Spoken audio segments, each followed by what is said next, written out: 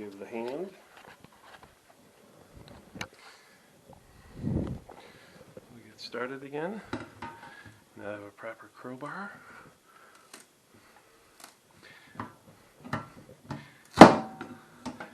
So I'm not sure if that's the right way. Okay, so these are screws. Oh, my bad.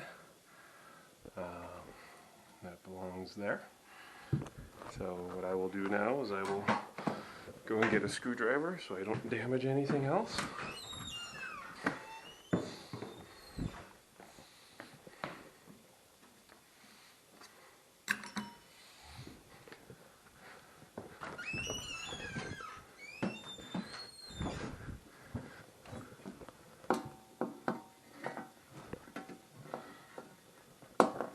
And of course, it doesn't want to come out. So we'll change to a bigger bit. It doesn't want to come out either. So back to the crowbar. 1,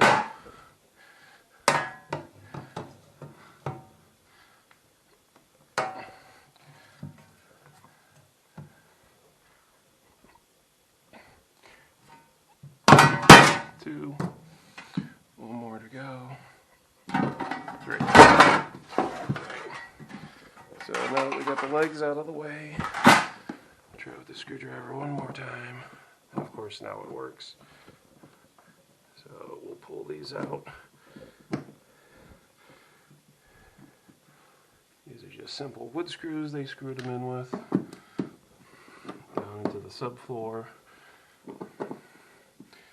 Got a little water leaking from the P-trap. Not a big deal. But we will want to wipe that all up before we put the new cabinet in place.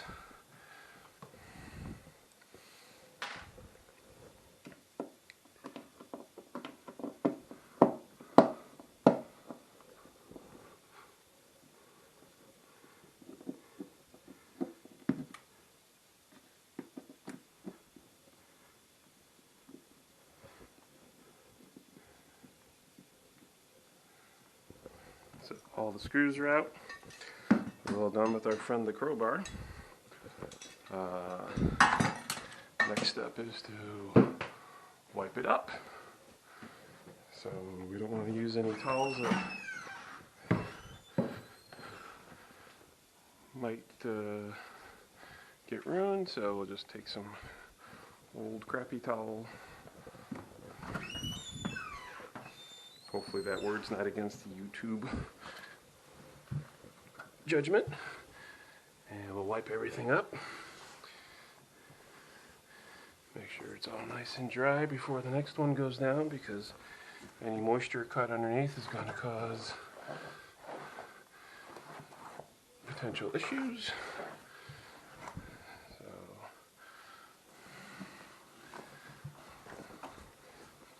clean it up as much as we can, and then we'll get all this other stuff out of the way.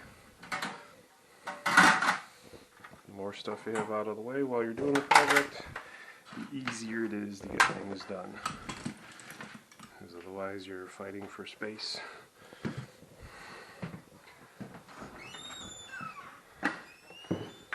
So put everything here for now.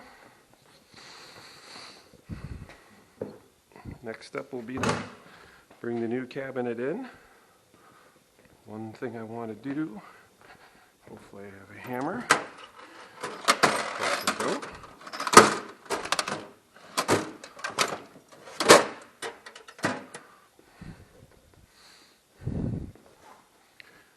So next thing I'm going to do is bring the new cabinet in, place it.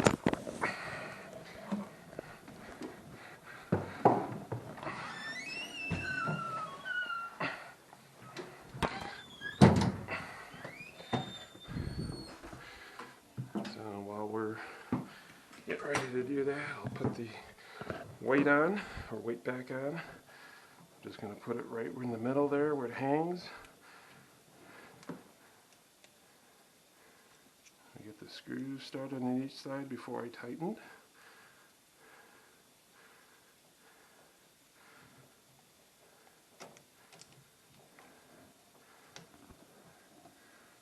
the issue there is making sure you got the hole lined up with the screw and vice versa, as opposed to screw on screw, which is what I was doing, which will get you nowhere fast.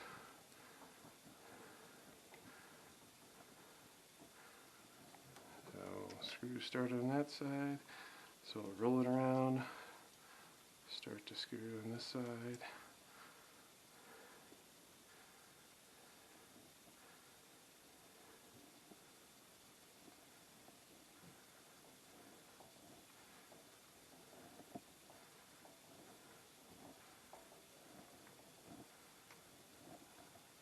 So it's tight on the one side, we'll roll it over, tight on the other side.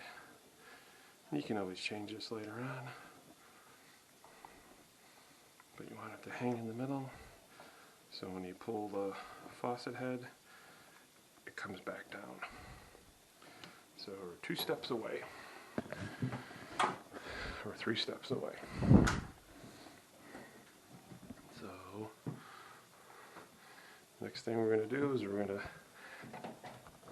slide the cabinet into place, make sure it all fits, which it does. My only problem is I got a little white area showing. It probably would be clever of me to paint that before I install, but I don't want to make you guys wait. So I'm just going to go ahead and finish the install, and I'll figure out how to paint that later. So here we go.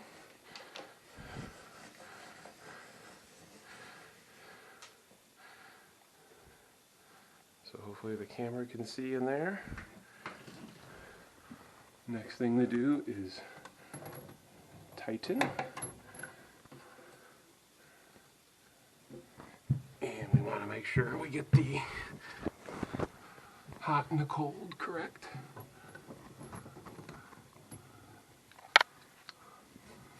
So smart thing would have been to label them.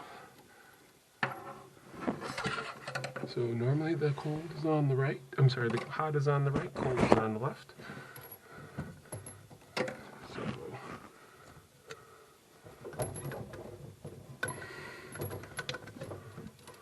we're going to go ahead and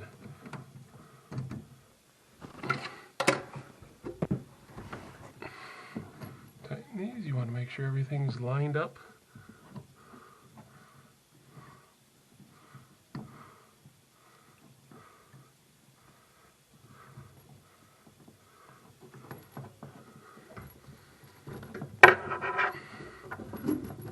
Hoses are a little bit longer than they need to be, but you'd rather have longer than too short. So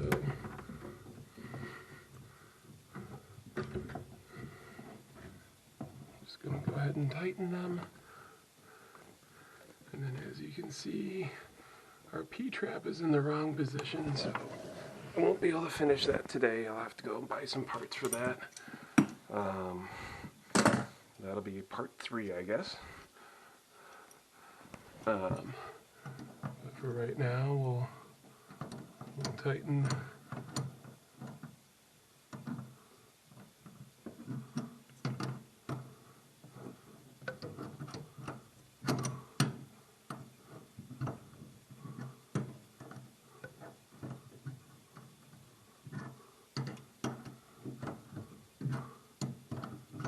again, like before, you don't want to force it.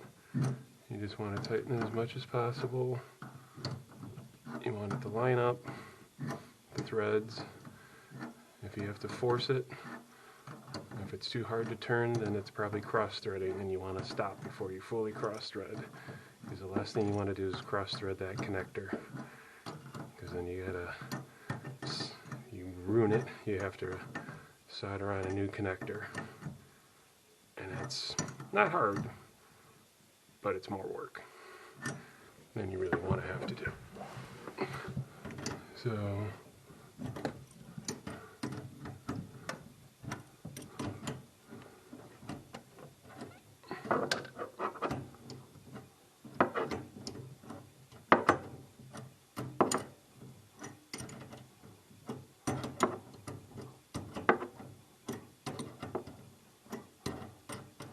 I know this is very exciting listening to me tightening the nuts, but this is what you'd have to do if you did it yourself. And I think it's important everybody understands how much time and effort and attention is required. So that's tight. It's about as tight as I think I want to make it.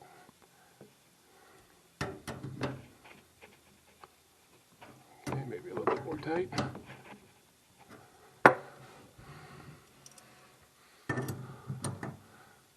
Okay.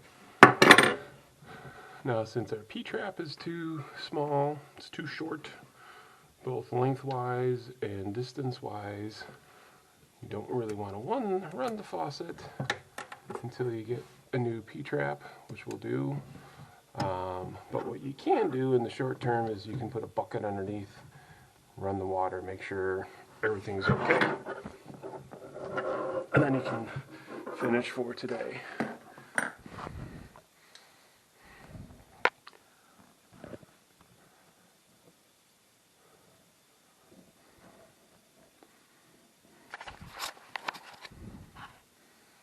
See if I can find a bucket real quick, a small one. I'm just going to use our garbage can.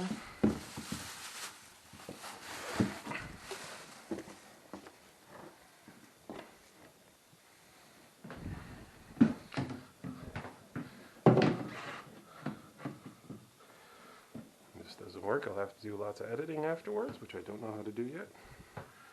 So, always helps to turn the faucet back on.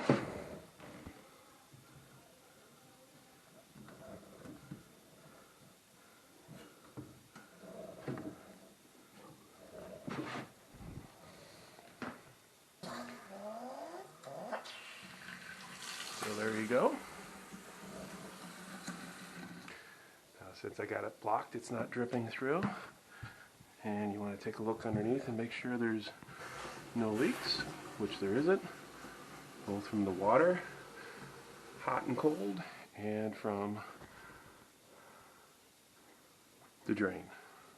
So everything's good, so we'll stop here, and I'm going to run to the store and buy a new P-trap.